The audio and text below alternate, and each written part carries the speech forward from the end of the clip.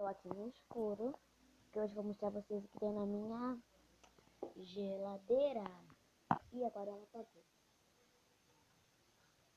Então, ó, vamos começar aqui. Na porta tem essa prateleira, ketchup,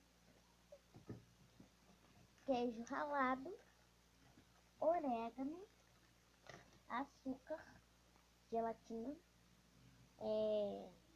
patê, Danone, outro Danone, aqui ó, Danone, queijo, Danone, bora ver mais, ovo, Guaravita, eu boto toda noite para levar para a escola amanhã, leite, leite, sucos, pronto, água, embaixo tem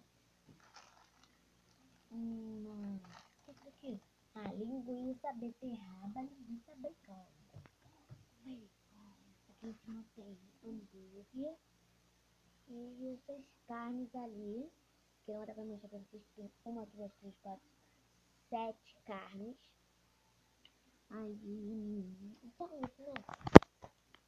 É só isso, gente. O vídeo foi bem pequenininho hoje, porque hoje eu irei dormir. Aí eu resolvi gravar um vídeo pra vocês do que tem na minha cozinha. Aí, se vocês gostaram desse vídeo, curtam, beijinho e até o próximo vídeo e se inscrevam.